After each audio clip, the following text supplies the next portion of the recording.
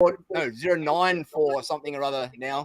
One of you guys was trying to convince me that we're up to version 1 in the new year, but we're not. We're never going to get to version 1. I think it was Scott last week. But welcome. This is the show where us four MSP geeks talk MSP stuff and laugh about MSP stuff and dive into all the worlds of all the things that we did wrong or do wrong in our MSPs and things that we got right and lessons we learned, and we kind of share and have a bit of fun about and teaching others about how to go through and navigate this world. So tonight's topic, we decided to talk about tech stacks, and I'm gonna admit something that's probably a little bit embarrassing in that when I had my MSP, I sold it in 2016, but in 2013, so only probably 2012, 2013, only 3 or 4 years before I sold my MSP, I had never even heard of the term tech stack. Didn't even know what it meant. Had no clue. We'd built all this stuff and tools and whatever. I had no idea about optimizing tech stacks and alignment of clients or any of that sort of stuff and all the good juiciness that you get out of those things. So it took me some time. That was kind of 3 or 4 years into my MSP journey that I learned about the whole goodness of what a tech stack is and how important it is to any MSP. So Scott's mentioned on this one here that he's been doing a whole bunch of background note taking and everything that he would like to dive into. So I'm going to hand the whole reins over to him, and I'm going to shut up because I was the embarrassed guy that didn't know anything about tech stacks. And we'll let Scott run with a few of his tips and tricks around picking them and what categories that as an MSP you should be making sure that you've got some sorts of coverage in. And then we'll just see where this conversation flows and goes. So Scott. Yeah, man, absolutely. Yeah. Thanks, bud. Kick it off. Let's go. Well, so last week we covered kind of like managed service and service desk and in hours, out of hours, on site, remote support. We did all that. And then the comments were resoundingly interested in, yeah, that's cool. But what about like actual tech stacks and what should I be covering in that good, better, best, set of plans? So I just went away and, if you are a Tech Tribe member, firstly, go and look in the Tech Tribe. There's an awesome discussion thread that was kicked off by Ernest Murray, where he really openly shares like everything that they use in their tech stack over at Genuine Technology. He even includes his entire sales proposal. Here's all the products and services that we offer. And it's such a great resource. That and Package Price Profit available on the Amazon bookstore, 37th in the best consulting books. But genuinely, it kind of broke down in my mind to kind of 4 key areas.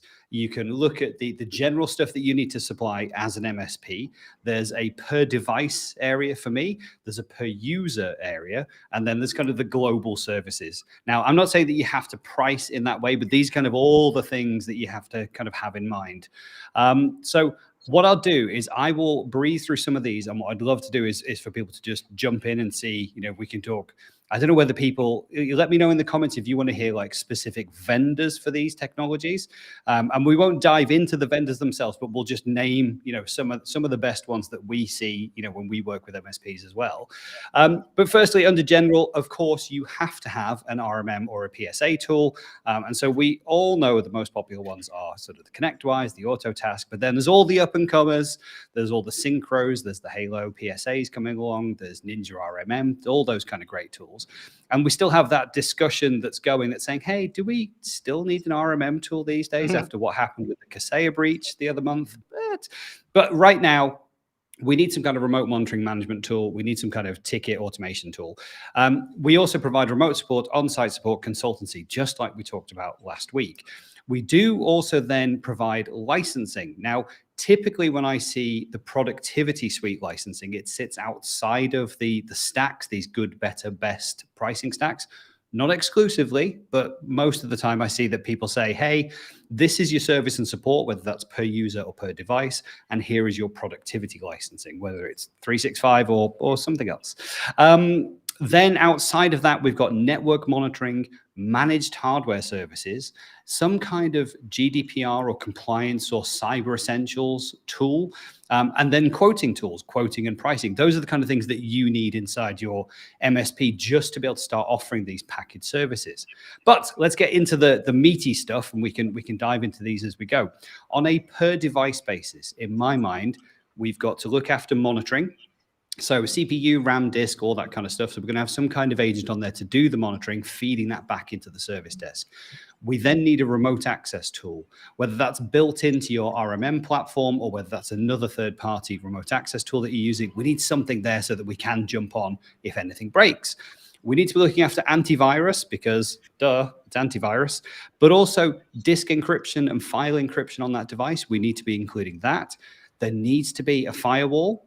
We need to be looking after the Microsoft updates and patching and feature updates. And, do we need to be locking down to say, hey, you can't update to Windows 11 yet because, the business isn't ready or the business has made a decision or we're going to stay on Windows 10. We need to look after third-party application updates. So a lot of the times this gets overlooked. And so, great, everything's up to date from a Microsoft stack or a Mac OS stack, but nothing's looking after the third-party apps. Then I would recommend that we have some kind of configuration management so that we say, hey, this is how the device should be configured. These are the firewalls that, that should be on there. This is the Wi-Fi keys that we're allowed to use.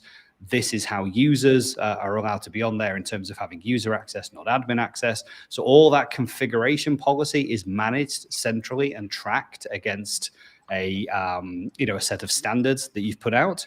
And then finally, on a per device basis, to make life easier for everybody, you should definitely have some kind of gold imaging process or platform, or in a modern Microsoft stack, I'd be using Autopilot and Intune and Endpoint Manager to get that device rolled out. Doing that, I think, gives us a nice holistic management around a device. And I'm thinking particularly like Windows or Mac OS laptops and desktops here. So I'm just going to see if there's any comments. I just add a quick one into the end that that's one of my favorite on our devices is or my favorite to help me sleep at night. And that's threat hunting, like persistent threat hunting tool on there. That's completely separate to your AV or your next gen AV or whatever it happens to be. And that might be something like Huntress Labs or one of them that's just whole purpose is to sit there and look for persistent threats that are unknown at the moment. So that's another one that I love seeing in that per device mix. Sorry, you go, Scott. No, I was going to say that's a really good shout. I think the threat hunting and the Huntress Labs, and Huntress, as we know, are just so open about everything that they see from a technology perspective, every threat that they see, and also anything that they've done. We know that they had their own issues recently, and they were really transparent about what happened in their own organization. So I just think as a credible vendor for threat hunting, and analytics going on the device, they're awesome, as well as, on a wider perspective with Huntress. Really, really good shout. The other one I just threw in there at the end was application whitelisting as well. We also use an application whitelisting tool on all of our devices, and that's those two things add so much value to my sleep at night factor in our business. Just knowing that we've got those two tool sets on there as well. I think something's worth mentioning when trying to select these tools is loads of people. There's been a few comments around like which tools specifically, which vendors, and those kind of things. Scaling back a little bit. First of all, it's worth just knowing what kind of devices and what kind of things you're looking after. Because I know that the challenges lots of people have is if they've got lots of Mac clients, well, actually lots of the RMM tools don't do Mac as well. So it's worth just finding out what devices have your clients got, what you're trying to look after, what you're trying to do with those devices. So you actually know which tools you can then look at and investigate and trial and demo and all those kind of things, just to find out what's going on out there. Because I know certainly in MDM kind of solutions, there's a whole kind of issue with MDM with sometimes will be like Android heavy. They'll do everything on Android, but nothing on Apple, and then vice versa. And trying to find the solutions that can do both of them equally well and restrict devices and restrict applications, that can be quite challenging as well. Yeah, it's probably worth saying as well about some of the PSA tools because people are talking about in the comments. You're getting the next generation of combined RMM and PSA tools as well. So no longer is it like you have one speaking to the other. So you got like Atera, Super Ops, things like that are coming down the line. And I'm going to throw it in now because we're only 6 minutes in. Artificial intelligence, AI is at the center of nearly all of the tools that we're talking about here. And if you're speaking to a vendor and they're not talking about the investment they're making in AI, it's probably time to speak to another vendor because AI is going to play a huge part of the future of managed services. Yeah, I think the whole threat hunting, artificial intelligence, it's also developing to the point where now I saw a vendor this week who have a single agent that they deploy. And this is Heimdall. Actually, if you've not come across them, it's a single security agent that they deploy that will take care of a number of things. You can kind of choose which features do you want to turn on, but it's all done through a single agent. But they'll do antivirus, anti-spam, protection on the device. They'll do XDR, so extended. I wish now I remembered what DR stood for. Detection and response. Yes, there we go. But they'll go over and above antivirus right into XDR, but they'll also interface with the email client. So they've also worked with like the likes of RBS and NatWest here in the UK to look for common phishing scams and common sort codes and account numbers that get injected into documents, which are being sent to known dodgy bank accounts for scammers. And that is actually picked up by some heuristics on the device that then goes, hey, I see you've clicked that and I see we have this invoice, but actually these are dodgy numbers. Please don't send anything. And it'll block that and alert it. That's very clever. But it also does third-party patching. It also does Microsoft patching. It also does a ton of things all through a single agent. So there are some very modern people, and obviously their biggest competition is people like Sophos with their Intercept X suite, which is aiming to do very, very similar things inside XDR. So Sophos is always really, really popular. I would argue some of the great Microsoft tools are coming along really well inside Defender, and the new Defender for Business is now looking to do XDR as well. So there's a lot that's happening there. What have we got? We've got antivirus. So yeah, I mean, I most commonly see Sophos. I see Bitdefender as a really good, especially if you're a small, nimble MSP, Bitdefender is a really good place to start. Again, that will also do some of your third-party patching and management. It's not as strong as something if you're looking for those real XDR features. Yeah. Encryption, I mean, we use BitLocker when it comes to Microsoft suites. We can enforce encryption on Mac devices.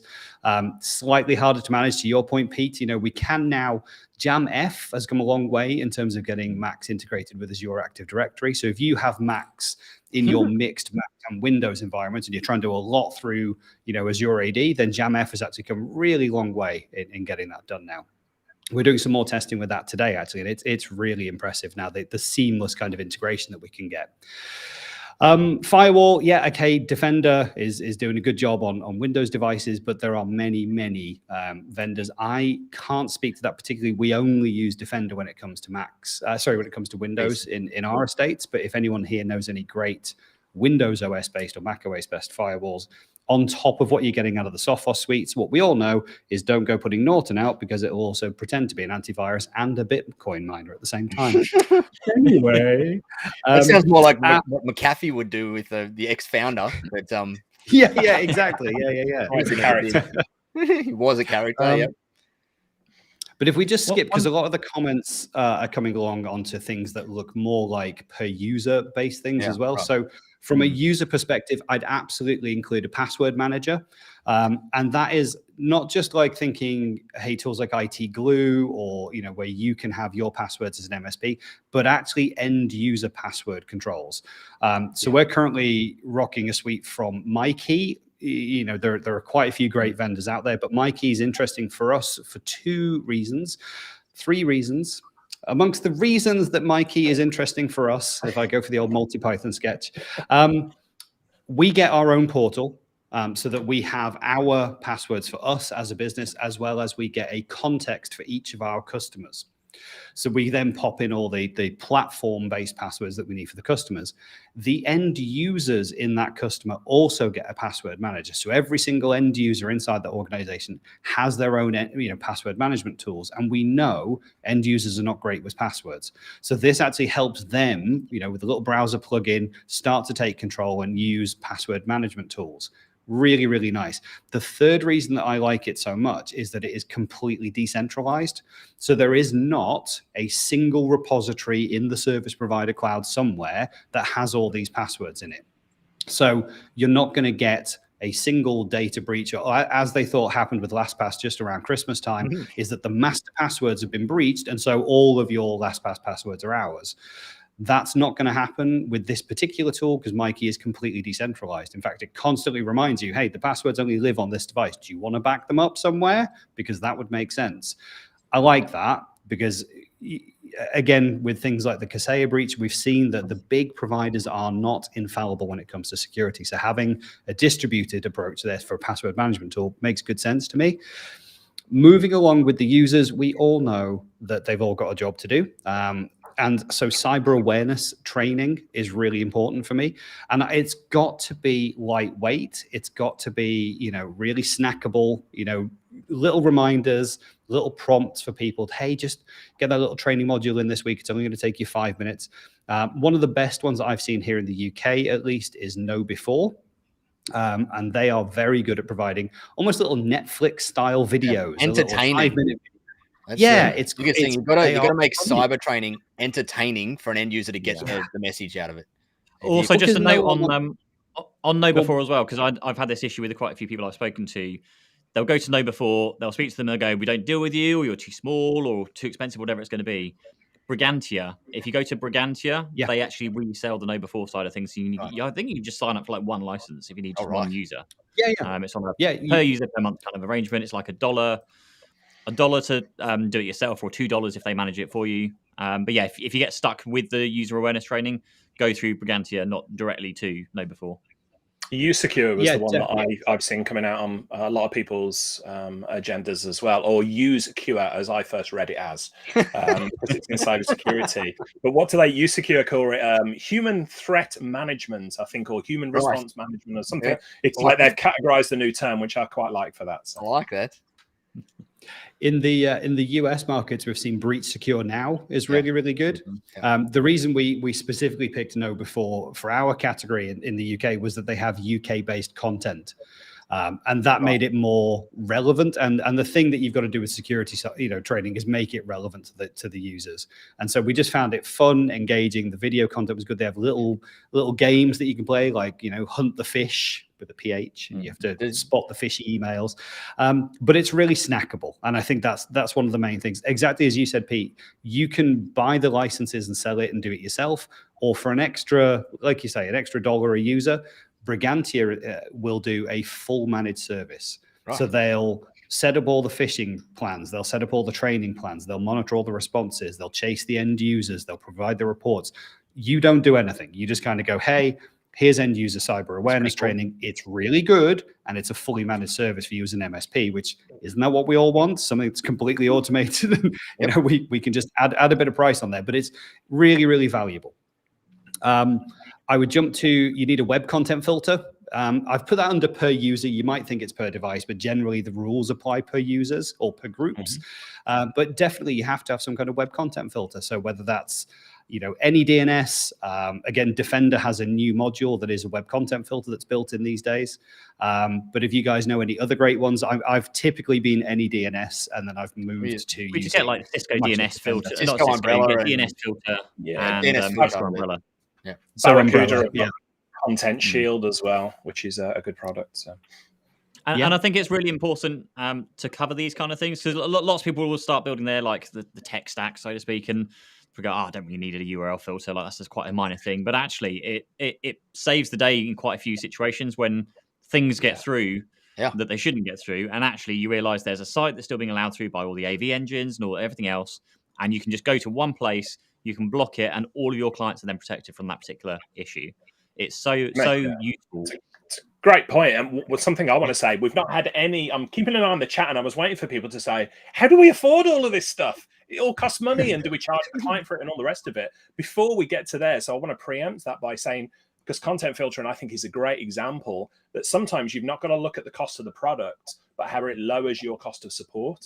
So what Pete said was absolutely spot on there. It's like, if you put content filtering in place, I know companies that have saved hundreds of thousands of pounds worth of man hours over months and years, because they're eliminating the need to bring in machines that have just been decimated and then re-image them, put them out there, all the rest of it. So instead of just looking at the cost of the tool, have a look at how much it's going to support it, how much it's going to lower your cost of support. Easy way to do that with your PSA tool. Have a look, pick the top 3 things, type of tickets that you're getting coming through, and if it's things like virus infections or whatever it might be, then think, how can we mitigate the risk of this happening?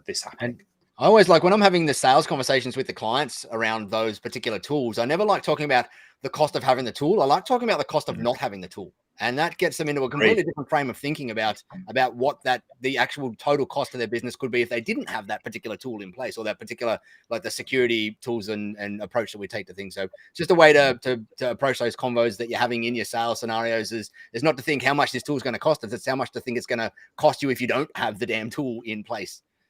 Yeah. One thing that might be worth touching on, I know we touched on the end of the last session, is like the best of breed thing. So I know there's a whole thing, the whole MSP space is going through acquisition after acquisition, and particularly the PSA and RMM vendors, they're all just buying whatever they can and integrating it within their tool set.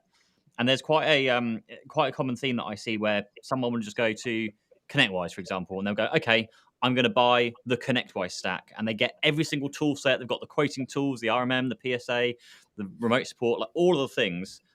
But then actually, those things may not be the best of the best that's out there. It's not necessarily a bad thing as long as you're actually using all the features. And there's that whole discussion around like, just doesn't really matter what tools you're using, just use the damn thing and learn it the best way you can. But don't just default and go, it's ConnectWise. I'm just gonna whatever you want to sell, I'll buy it because it's all going to integrate nicely. It's all going to work nicely. Actually, that's not always the case. Certainly, in my experience, we dotted between different vendors and pulled in what we felt was the best. We kind of assessed, did demos, trials, whatever we could do, and not just once, not just the first time around when we looked at the tools first time. We kept revisiting years and years later, going, okay, this year let's have another look at that tool because hey, it would make sense if we could do those integrations. Actually, no, it's still crap. They haven't done any dev work to it. Let's stick with what we've got. It's just worth having that time spent once a year, once every other year or so, to just revisit your tech stack and go, is it the best that we can do? Is it, yes, of course, you've got the pricing thing because all the prices are going up, but actually, does the tool do what we need it to do? Is it doing the best thing of all the other things that are out there? We've got the next gen antivirus engines coming over. Have you actually spent some time going, I've got my Bitdefender over here, it's fine. Actually, spend that time and look at what these other engines can do and how much protection they can give your business. It's well worth it. Just you might be missing out on something that you just haven't been paying attention to. We covered the pros and cons, didn't we, of this, having the whole stack from one vendor or minimizing the number of vendors you have. We covered this before Christmas. Can't remember the exact episode, but all the episodes are available to stream on YouTube. Go and check it out. And we actually went into a report, didn't we, at the time that looked at a survey from around the world put together by Acronis saying what are the pros and cons of minimizing the number of vendors you got. And there are pros and cons. There's no clear answer on it. So, but yeah, go and check that episode out. Nigel, if we can find that episode, put the URL in there. I can't remember which one it was. No, I can't remember what one it is either. I'll just grab some of the comments. Subscribe to the channel. I was just going to say, we've got a bunch of good comments coming in and questions coming in. So maybe we should swap across to them just for a pause in the middle, and then we'll jump across to some of the other stuff that you had in that other row in there, Scott. Go for it. So I've got Simon pointed out, of course, that when we talk about web content filter, that is actually included in that Heimdall tool that I mentioned, where it's a single agent that will do many, many things. So web content filter is one of those checkable options. Terry's pointed out a lot of the stuff that we're covering here is covered in the entire Sophos stack. I think that's absolutely true. There's a lot of great endpoint stuff that's covered in Sophos. I find Sophos too expensive as an MSP, just when you start to add all these different things up. But we'll cover that when we talk a bit more about costs later. We were a Sophos client in our MSP way back then, and I loved the fact that the computers integrated with the firewall as well. So if something happened or something, they could lock it down at firewall and port levels and everything. The whole thing kind of connected backwards and forwards, which was awesome. But yes, it wasn't the cheapest sticker price tool out there, that's for sure. But again, it's total cost of ownership that you go to in these things, and we really loved it. There was a few, like any vendor, there was a few nuances with it and the way that distribution worked out here. But overall, they were a really strong vendor for us out here. No, and I think they're a really credible tool. I think I genuinely, I think for me, it's a price for functionality issue that I have. But I wouldn't say that that's a reason to not go with Sophos. If you're happy that you have a good premium product and you can, get that value across to the client and you can price it in the right way that the stack makes sense and it's profitable for you as an MSP, there's nothing wrong with Sophos. It's a fantastic set of tools. And to your point, Nigel, I also like that it integrates when you have those firewall devices, and it can integrate, say, hey, I've seen something here and I'm actually going to make a change at the firewall level to protect us. It was awesome. What else did we have? Simon, I don't know if you work at Heimdall or just know it really well, but he's also pointed out that privilege escalation management can also happen with Macs and Windows in the Heimdall tool. Auto Elevate's a tool there that gets talked about a lot in the MSP space. A bunch of people use. They just got port recently, from my understanding as well. Auto Elevate. Yeah, and then Chris is saying he agrees with Pete. Make sure that the PSA tool that you pick is right for your business, and don't just buy the first one you find because everyone else has had it.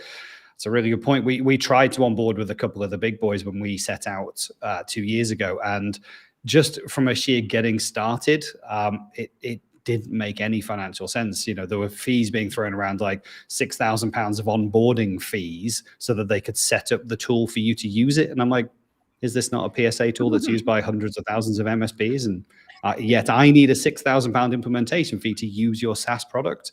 And I think in terms of the whole consolidation and, multiple vendor thing, I think Ernest makes a really good point about this when we see this in the Tech Tribe forums. So this idea that it's great to have a different set of vendors, or you can start to consolidate your stack into a smaller number of vendors and manage it with the really tight integration. I think if you're going to have those separate tools, you have to pick the ones that have some level of automation involved, so that when you're provisioning or deprovisioning your leavers and your starters, all of that stuff kind of gets taken care of. Yeah. The billing gets synchronized into your billing system so that that's all nice and easy, and the pro rates all happen, because otherwise your techs are managing multiple platforms. And to one of the comments that came in earlier on, some of those portals were like they were, from 1985 built in the 80s. NASA made. you take forever to get anything done. If it's going to be different vendors and different tools, they need to be automated for simplicity for your techs. But also, if we have to do regular reviews to make sure that we're using the right products, for the right reasons. And Ernest has got a great approach to this. He kind of does this on an annual basis. And so he has like the 2021 tech stack, per device. And so these were the products and services that were included. If they make a change in 2022, he doesn't necessarily say that he's going to force all of his customers to change. Oh. So they're on the 2021 stack, and that's how they're defined in his PSA system. People who come in on the 2022 stack have got theirs. He might still have customers on the 2020 stack, but they're clearly documented inside their PSA tool. Oh. So that way, when the techs get a ticket that comes in, they already know which customer is on which product and what services should they be using. Because one of the hardest things is when you do choose to change horse, let's say we're stopped going to use Microsoft for everything in terms of security, and we're going to jump ship to Sophos.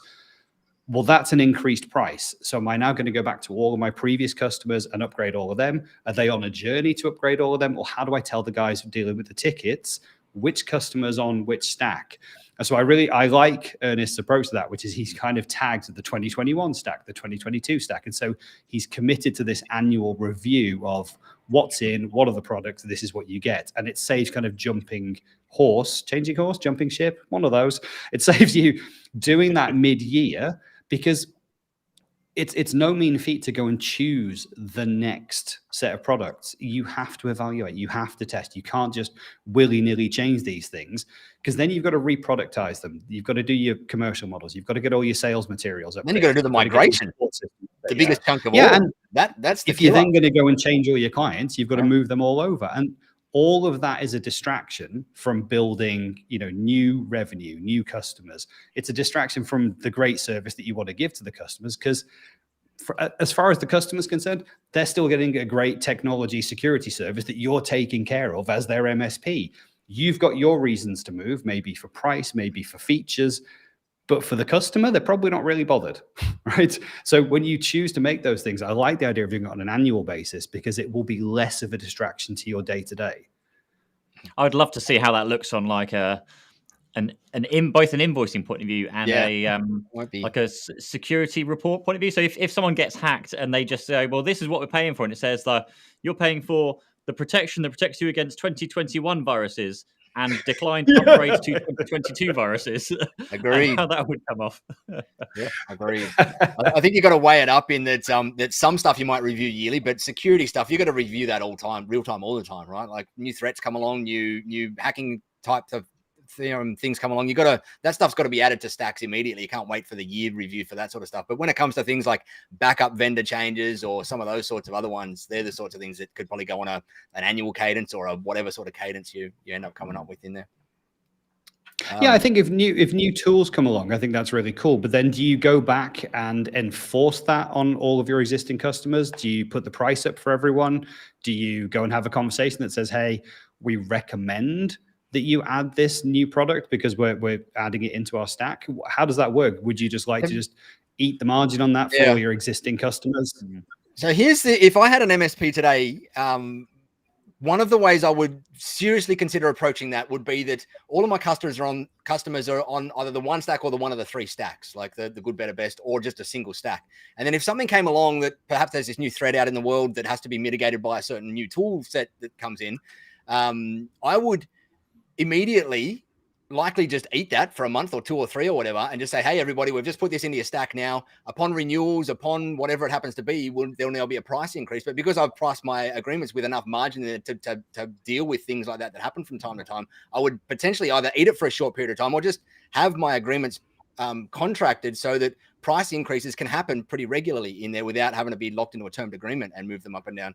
And I think that's how I would personally approach it nowadays, so that I could have that flexibility of putting stuff in when and where I wanted it to, and where the need arised to, without having to wait for that kind of renewal process or whatever it happened to be, and kind of just keep that singular stack, like that singular covering there, so that I know that it's everyone's got it.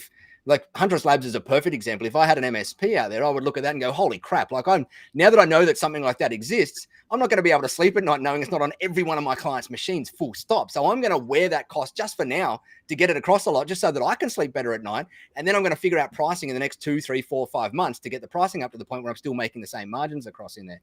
And that's how I would probably do it if I was to run an MSP today. There's millions of ways to approach that, though, like that kind of annual review or termed contracts and renegotiating then and throwing everything in. But you got to work out what works for you.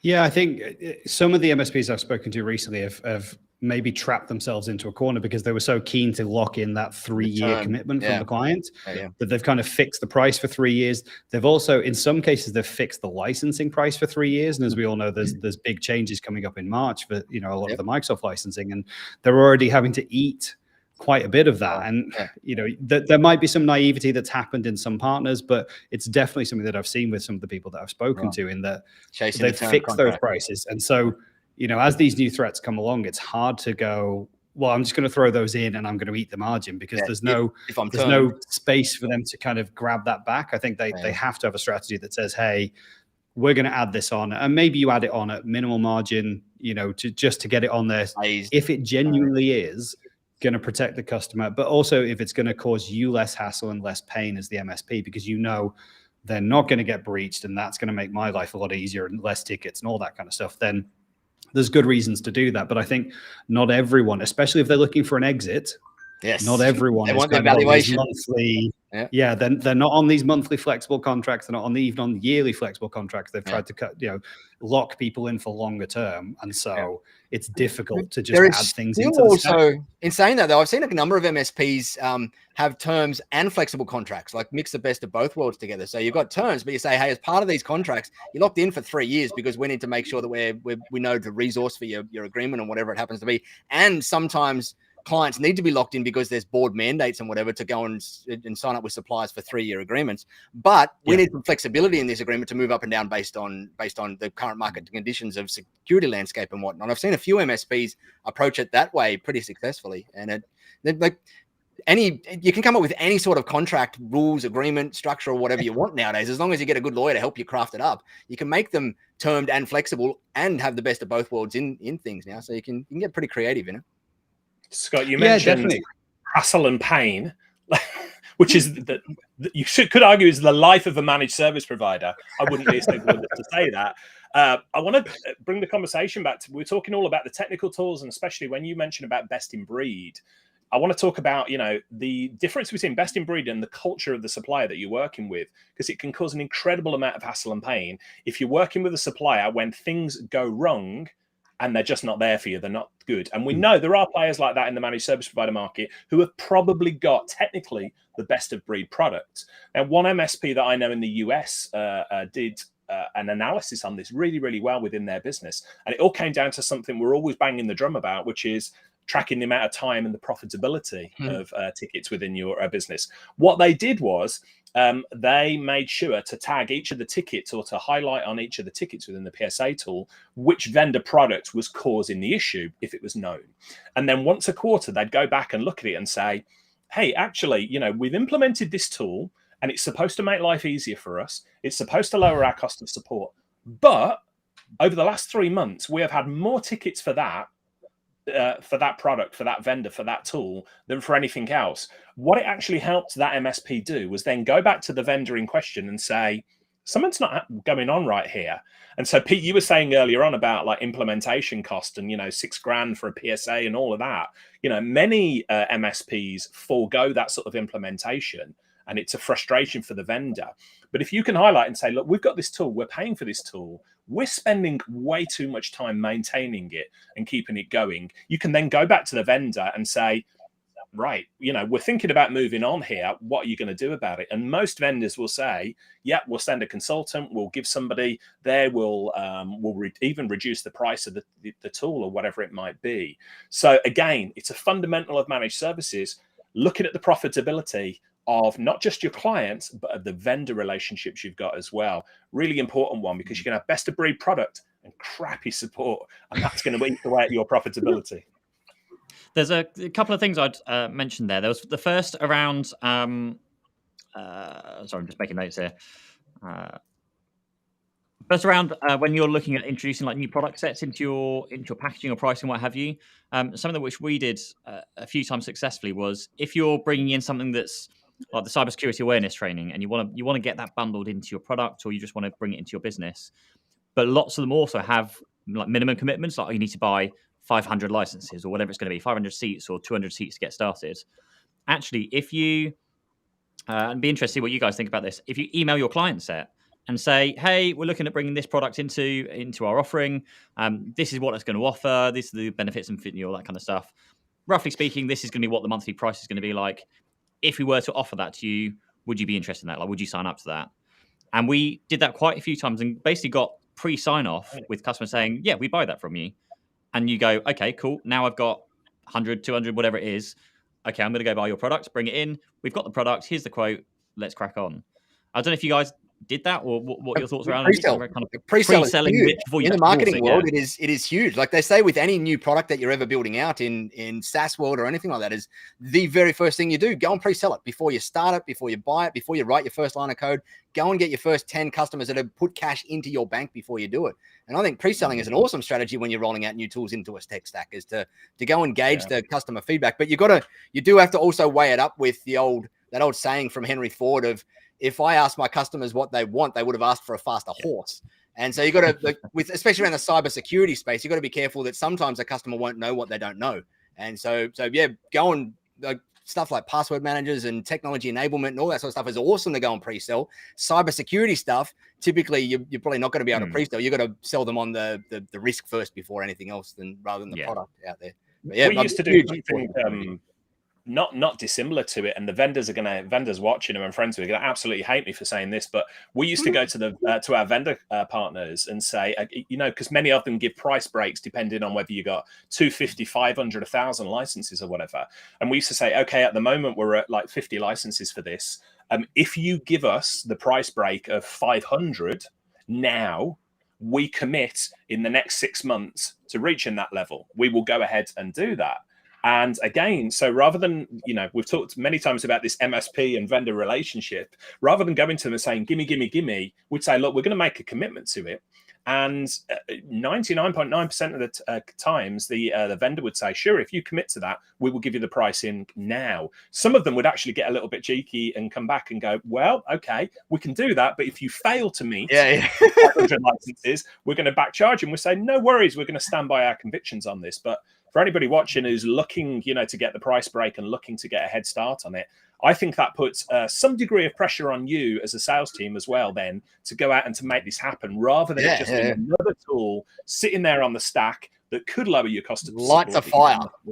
Yeah, exactly. Fire under your butt, which is good. And there's nothing like a little bit of self-enforced motivation out there as well when you do things like that. To just agreed. Burn the bridges. Exactly. So, I remember in my MSP, burn the boats. That's the one. There was a number of tools in my MSP that I signed up for with the best intention to go and sell it out to everybody with minimum commitments in there. And then I just did nothing with the bloody thing and sat there paying this $1,000 a month here and $500 a month here or whatever it was without going out and selling it. I think we've always been in the. I think everyone's been there also, where they bought the tool, tried to sell it, failed to sell it, and now you're stuck paying the bill that you can't do anything with. Yep. Yeah. You or you've sold it to one if customer. If you've got the commitment, you'll find a way. Yeah, exactly. And then just briefly, the second part of that was you were mentioning about like the reporting and profitability per vendor and those kind of things. Honestly, you can do so much with like your accountancy tools nowadays. Create account codes for both the money you're making from that particular product and the revenue you're spending on it, and you can do comparisons and profitability from that as well. But also a tool I'm a massive fan of, and I know we're not meant to get into like vendor specific, but BrightGauge, which is owned by ConnectWise now. Yeah. BrightGauge is such a powerful tool that I found. It basically integrates with everything that I've come across in the MSP world. There's a few kind of niche newer vendors that it doesn't, but generally speaking, and you can cross-reference a ton of data. You can bring in your accountancy information, your PSA information, so you can compare like the finance data based on the number of hours you're spending on certain things. If you're billing out of one system and logging data in another. And it can be so powerful for actually giving you the data so you can show stuff internally that you need to focus on, but also showing that data to your clients and having like a client-facing report, because it will filter out all of the other customer stuff and just give them their data automatically without you having to create like 50 different reports for 50 different clients. You can work on one template and it just filters a lot out. So yeah, massive fan of using something like BrightGauge to do that. Plus one. We were a huge fan of them. We were one of their first very customers when they first started and worked closely with Brian and Eric to help get the system built. And it was bloody awesome. Loved it. Yeah. I haven't used it for 5 years now, so I don't know what it's like nowadays, but it was an amazing tool back in the day. And it's even better. Better. Right. I can imagine. Right, Scott, where do we get up to on we got as far as web content filters. So next on the list, we had some kind of cloud file backup for the per users. So, I mean, this might be OneDrive, it might be Google Drive, just something simple that's making sure that those files on the end user device are backed up and accessible somewhere else. But it could be Veeam, it could be Datto, it could be any of those things that are just making sure that the device files are backed up. Do you back up Office 365 files on the per user basis as well? Do you guys use one of those tools? So we use Dropsuite for Office 365 backup. We also use Skykick for some clients. Right. We would sell Dropsuite just again because it's simple, it's integrated with our distributor tool. Yeah. And so like invoicing and billing is just taken care of, but we have some legacy clients that we've inherited and they already had Skykick. So they're on Skykick. It's one of those things where if they're already embedded into a backup system, exporting and moving that data onto something else, it's easier just to leave it where it is. We just moved to slow, crunchy portal. Spanning backup, we had spanning in there to do all of the because we're a Google workspace, so we've drunk the Google Kool-Aid, but we moved across to Dropsuite for something I was saying earlier. It's just so much easier to manage and maintain to do that. So spanning the backup was the interface was a little bit sort of Windows 95 view, whereas Dropsuite is a fairly modern product. We had our first restore that we needed to do the other day as a team, like a pretty significant restore the other day because one of our staff members accidentally did something, and it was like restored within like 2 minutes. I think it took us. If we would even go into legal hold in Office 365 and figure out where that stuff was, it would have taken us 20 minutes to half an hour, but 2 minutes we had the stuff back in Dropsuite. It was such a good. No, it's such a good suite, and it's really simple and it's really cost effective as well. Yes. It's great. Again, you can afford to just include it in all of your MSP plans rather than just going, hey, it's an optional extra. Just don't make it optional. Just bang it in.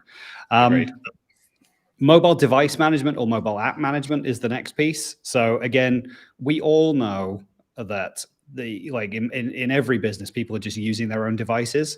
It's very rare that we find an organization, and we do see them where they've completely locked down 365 or G Suite so that you can't access it from other devices.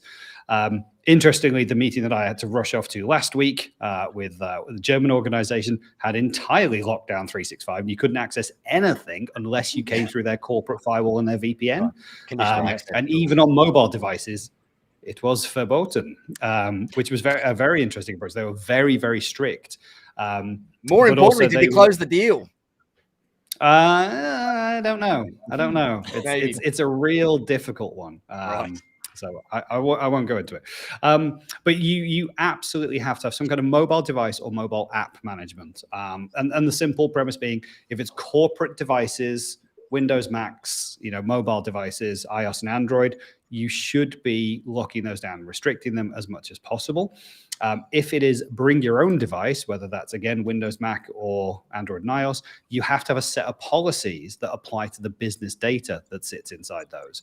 Because cool, yeah, bring your own device, use it, but we have to stay in control. That data needs to be encrypted. If you open, I don't know, Outlook, it prompts you for a PIN. We have to have the device controls around that. So we're not saying we have to enroll every single device, because people will bring their own devices, but we have to manage the data that's on there. So that has to be part of your stack, because it's such an easy way for people to get breached. And generally, I'll make some sweeping generalizations, but you'll have a huge Windows estate, and Windows is locked down to the nth degree, and there are two people with Macs and iPads, the owner and the FD.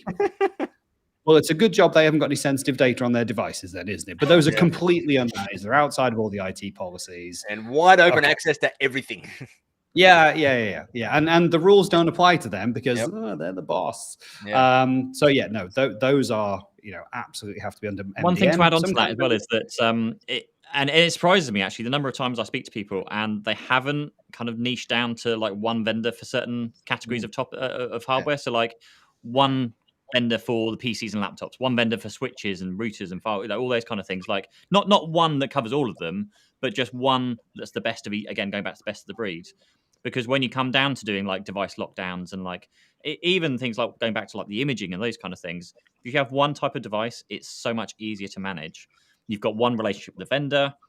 There's one place you phone when things go wrong. It just makes it so much easier. So just definitely consider that when you're building out. I know it's not strictly tech stack speaking, but when you're building out how you want to run your MSP, having generally one place to go for a switch, a router, those kind of devices. Is it definitely consider that? Is it you, Richard, that calls it one throat to choke? I think it's or the more polite way of doing it. I couldn't possibly comment on that, but the other way is one hand to shake, isn't it? Right. Yeah, one throat correct way. In Europe. So yeah, the politically correct way. I prefer the Homer Simpson approach. So if we move on from MDM stuff, MFA, so multi-factor authentication, whether that's using something built in with G Suite or M365. Look at me trying to be all inclusive. Use Microsoft. But if it's if you're trying to use G Suite, M365, or there are third-party tools. You could use Cisco Duo have a fantastic solution. But everybody needs to be on MFA. Everybody, not just the admins, not just the senior staff, not just the people with the access to sensitive data. Everyone needs to be on MFA, and we don't put up with any moaning from the end users. They've got to do it for their banking. They've got to do it for Facebook. They've got to do it for Netflix. Just get on with it. Everyone needs to be on MFA, and if they're not, then like trustworthy with anything like MFA related, not just MFA, sorry, but like SMS MFA. Just please don't. Just anything that's a separate actual MFA tool that will generate the codes for you. I'm a massive fan of like the YubiKeys and the Google Titan keys and things nowadays. I'm kind of getting less exactly that. I don't know if there's an easy way to actually manage that throughout a customer base. I don't know if there are any solutions out there to do that. Duo is one that a lot of you guys. Do you use Duo, Scott, in your MSP? No. We use Microsoft, and then if we're using hardware keys, we've got these YubiKeys. YubiKeys, yeah. These YubiKeys are fantastic. Duo can help you manage all the YubiKeys in the same. Like it's got an interface into the YubiKeys. Yeah. And helps you do all the MFA stuff across platform and back it all up and centrally control the policies and everything in there.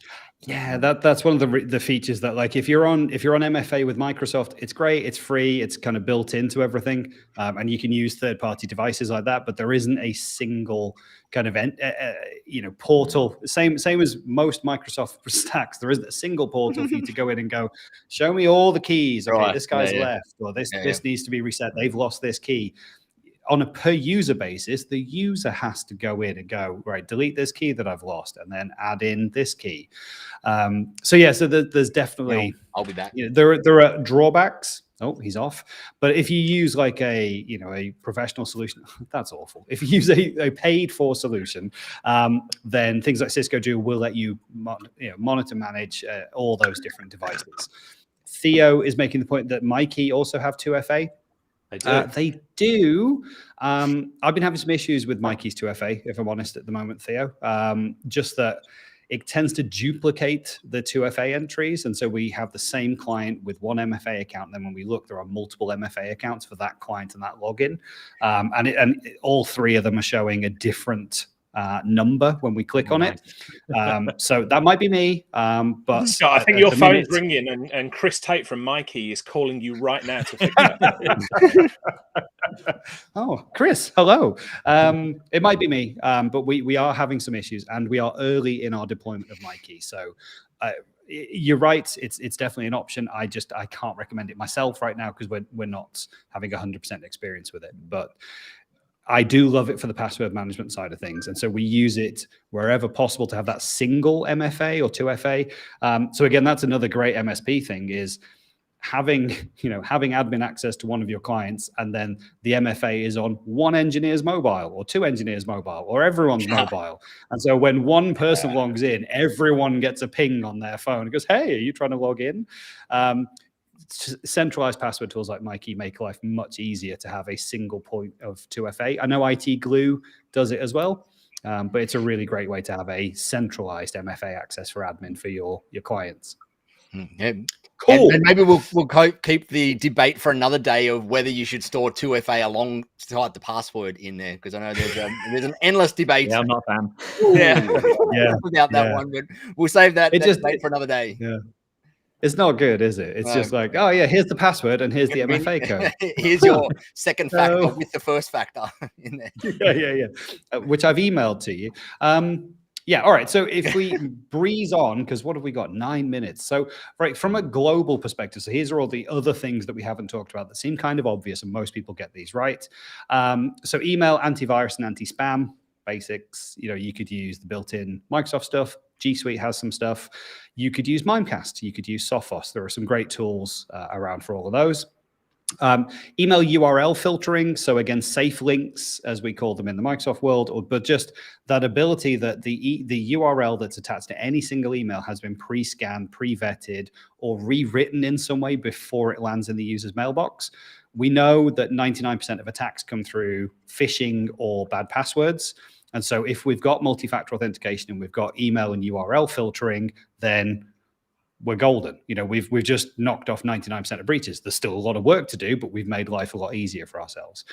Hey, Similarly, Scott, I want to give a shout out for the, we talked about AI here. So there's a new breed of these sort of email filtering tools that are coming down the road. Graphus being one of them that Kaseya had acquired.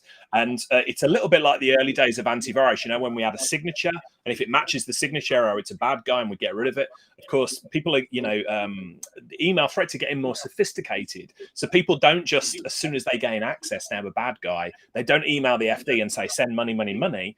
They keep it sitting in the background there, So what Graphus and other tools like that do is they use AI machine learning to have a look at the patterns. And then if suddenly an email comes in and it's like, this doesn't look right, then it flags it. And so that, I've seen examples of where it can save thousands and thousands of pounds of lost hours by picking that up. So have a look at the modern breed of AI-based tools there.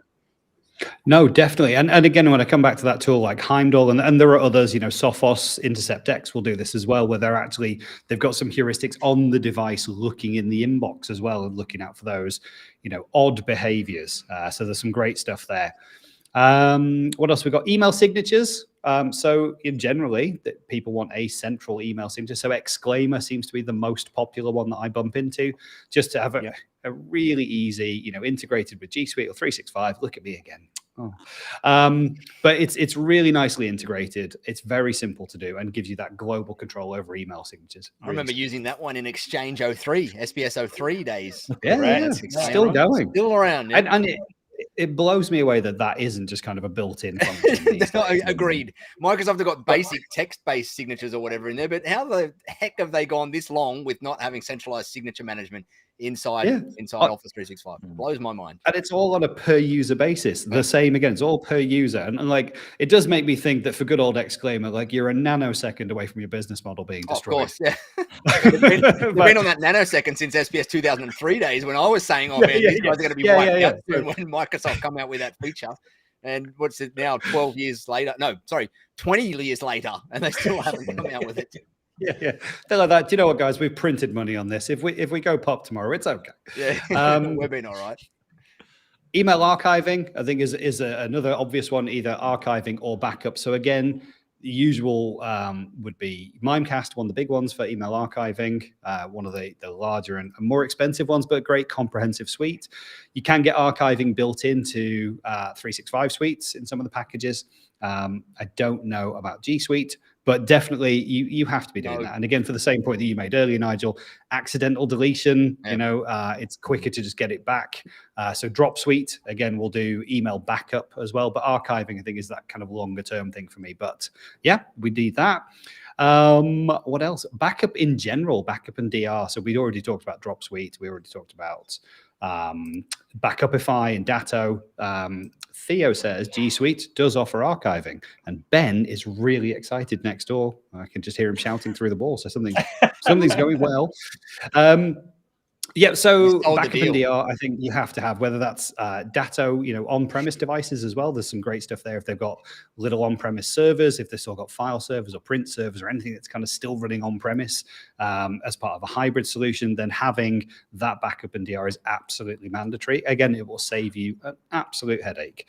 And cloud-based backup is the way to go. You can still do on-premise tape devices if you really want to, or disk-based backup devices on-premise if you want, but honestly, these days, I'd be going Datto to the cloud or Datto appliance or similar. Conscious, we've got 5 minutes. Cloud print management. So again, if you are going entirely cloud, go on. Printix. Bunch of good reports. Printix, absolutely. Yeah. Printix, and again, I should also bring into that, I suppose, scanning, because scanning to the cloud and into your mailboxes can be awkward if you've got the wrong type of devices, or older devices will find it difficult to connect to 365 and G Suite. So again, having some kind of cloud print and scan management is essential, I think. Just having it in your toolbox. Not every single customer will need it, but you're going to bump into enough people who have that problem that you need to have the right answer set aside. Warranty tracker, or warranty tracking in general, but warranty tracker is one of the most popular for this. Again, your RMM or PSA tool might do this for you, or have a built-in capability. But if not, then warranty tracker would be absolutely fantastic for this. Make sure that all those devices or servers or routers just gives you a single point of data for all of that maintenance. Like Warranty Master as well, is it? The one that's Chris Day from IT Glue is involved in that one. One of the founders in that one. Right, similar. Yeah, absolutely. And again, at scale across all of your clients, it's just much easier. It's just much easier. It keeps life simple. They changed their name, didn't they? Warranty Master. They did. It's ScalePad now. ScalePad. Yeah. ScalePad. Okay, ScalePad. Yep. I'm not going to remember that. I'm going to remember Warranty Master. Yeah, I think I still remember it as Warranty Master. ScalePad. I've reached an age I can't retain new information. And then I think just some of the obvious, you will always need some kind of DNS or SSL management tool. I'm not thinking about web hosting, but even just for emails and domains and SSLs, you're going to need to have that as part of your kit bag. And so there's got to be a trusted set, and ideally a single set that you will go to do that, because there's nothing worse than having DNS and SSL subscriptions in all different portals, and so your techs never know where am I going, what are the password details, how do I get in there. The more you can consolidate that, the easier it will be for you. And again, you should be tracking those and the expiry dates in your RMM or tool, or your PSA tool. But you should be tracking those expiry dates, because they're going to sneak up on you. They're going to cause an outage. Your customer's going to be very unhappy that you didn't realize their domain's expired. And then let's see, what else have we got? So Richard, I think you popped in about business grade VPNs. Yeah, absolutely. So I think most of us, we've had, again, on a previous episode, we talked about consumer grade VPNs, which are well dodge is probably the best way to put it. Very, very dodgy there, and everything that's going on. Better than nothing, perhaps you might say, but there are business grade VPNs out, and there are MSP grade VPNs out there. Privatize is the one we use internally here, but there are other options available as well. And again, it's another one of those ones where it mitigates the risk. If your clients are out and about, here in the UK, we've just opened up again, and people are being told to go back into the office. But previously, people working from coffee shops, hotels, cafes, everywhere else, using Wi-Fi provided by who knows what, doing who knows what with the data as well. So a VPN, I think, is a must nowadays. Yeah. And I think it's now into the stage where there's the next layer of that coming out as well. All the secure global networks and the SaaS. I don't know how you pronounce this one. SASE. I don't know if SASE is it. That SASE probably. That are coming out like Perimeter 81 and Toddle and all of those sorts of tools. Yeah, SASE.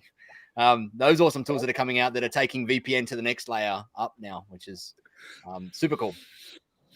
Yeah, absolutely. I think that whole bit that builds on the very ethereal zero trust concept. Yeah. And getting rid of we all talk about zero trust, but you go, cool. Can someone just define zero trust for me?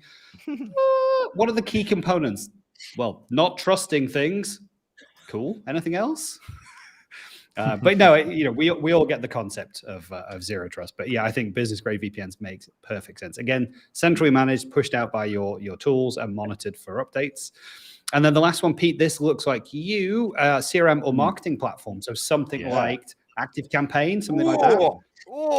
Yeah, I think so. Just because the default go-to is you get a PSA tool and you go, okay, it's got marketing and CRM and stuff built in. Most of them aren't really that great. They don't really have all the features of a proper like marketing platform. Email deliverability issues. You get the things like the one that did it for me was the unsubscribe link. I think it was ConnectWise when we were looking at that. If someone unsubscribed from a marketing email within ConnectWise, it would unsubscribe blanket from everything. Whereas if you have categories set up for things like critical notifications or product updates, you don't want a marketing email to then unsubscribe them from the critical stuff, and then they get annoyed at you because you've not told them about some issue that's come up. I'm just looking at Nigel. He's chomping at the bit here to get involved. I can see him. He's going to crawl through the screen. We've got to save this one for another episode, though, haven't we? Marketing tools. We do. But I've got a little. I don't know if I can sneak peek my screen here. But how do you sneak peek a screen on this thing? Where's the screen share button? I don't know if I can. Maybe I can't. Local video. How do you share a screen, Pete, in this thing? Share screen. Bottom of yours. Here we go. Share screen, window. I'm just going to, I might be able to do a sneak peek of something. I don't know if you guys can see that. Then on the left, you have to add it into the stream. There you go. Can you see that? Yes, we can. Yeah. This is something that might be coming sometime soon to everybody that's in the Tech Tribe. And it may be called Growably, and it may be a Tech Tribe brand, and it may include an entire email marketing, website marketing, reputation management, opportunity pipeline, contact management, calendar management, everything all in one system for MSPs. And I haven't shown anybody this yet, but it might be on the way. I can't confirm nor deny that. So that's one that I can throw into the CRM thing that you're talking about there, Pete. Nice. Very nice. Get that off the screen. Exciting. I want to play. Very nice. I've covered everything in our general tech stack stuff. I think, Richard, you made a point about any unusual adds to the tech stack. Yeah. So Wayne Gretzky, was it, with the ice hockey player? He says, I skate where the puck is going, not where it's been. So I just want to give a little look ahead, maybe as a teaser for next time, of some of the things that I'm seeing being added to the tech stacks that are unusual at the moment. The first one that jumps up there is network monitoring.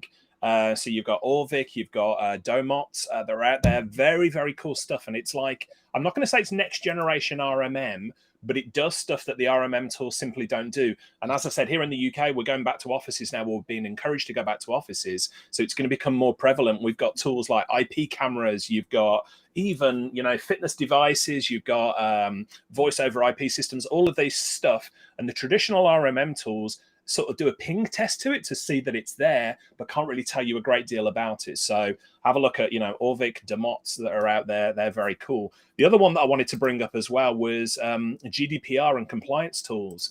Massive, massive opportunity for managed service providers here. The number one tool I recommend in the UK would be Keepable. And they've got a whole platform where you can help your clients keep track of breaches, how to manage GDPR and all that sort of jazz. So most people think GDPR, yawn, but, it's there. It needs to be dealt with. And inevitably, as an MSP, if you are not the one helping the client with it, they're going to go somewhere else. And GDPR, I would say, is at the heart of what we do as managed services, looking after data security for our clients. And the third one I throw out there, and we can definitely go into this in a future episode, we mentioned quoting tools. So most people are familiar with like Quozal or ConnectWise Cell, I think it's called now. QuoteWorks is the big one. But again, there's some really, real cool advancements coming there. So Zementum have got a sales enablement platform specifically built from the ground up for MSPs. And for most of us in this industry, we are not too hot at marketing, not very good at sales. A platform like Zementum just holds you by the hand and lets you to do what you need to do to go out there and sell more of what you need to sell. So again, 3 little teasers there. Now we haven't got time today, but perhaps we can revisit the future of managed services at another point. Agreed. We are 7 minutes over. Sorry, party people. We will wrap it up because we do like to try and keep these things in some sort of reasonable time frame, around an hour. And if we're left to our own devices, we will go for hours talking about this stuff. Keep going. But we'll wrap up.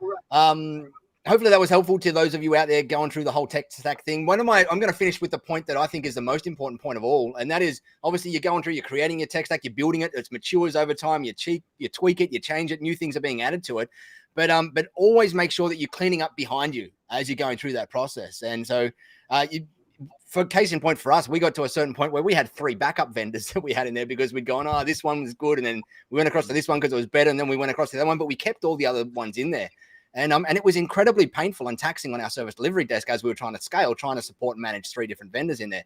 And so, but me being the typical type of entrepreneur that's always wanted to do new things and jump on new stuff, didn't want to go back and do that cleanup. But I had to force myself and force us as a business to always be slowing down a little bit as we're bringing on new tools and making sure we're cleaning up the mess behind us before we get too top heavy in all of this stack and we just fall under the weight of all the different tool sets out there. So as you go through chopping and changing, make sure that you're cleaning up the mess behind you because there will always be mess, and put intentional effort into that consolidation and removing tools that you're no longer doing and migrating people across to new ones. Go through that pain of having those conversations with your clients to get them off one and onto the other, because it's gonna bite you in the rear end if you don't go and sort that stuff out as you start to grow and build up and scale things faster and faster. So I'll finish with that one. Pete, you're doing our wrap up again, are you? Sure. Yeah, happy to. Yeah. Well, thanks everyone for attending. Thank you, Richard, for coming back again. It feels like you haven't been here for like a month or 2. So thank you very much. Good to have you back. Don't forget to subscribe, which is down there below Nigel. If you're watching on YouTube, please go over to our YouTube channel to watch and to subscribe on there. That'd be fantastic. We're on all the podcast platforms, so go and find us. It's just called. Is it under Tech Tribe, or is it just called? It's under Behind the Geeks. Yeah, it's just under Behind the Geeks. If you search for Behind the Geeks on your favorite podcast platform, it'll be on there. And we'll be here same time, same place next week. And Ismail just says good morning all. I hope he's not saying good morning because he's just turned up. Good morning, good evening, and good night. That's it. Exactly. We'll see you all next week. We'll come up with a topic, and I don't know what it'll be, but we'll figure something out, and we'll see you all same time, same place next week. Thanks, everybody. Thanks all.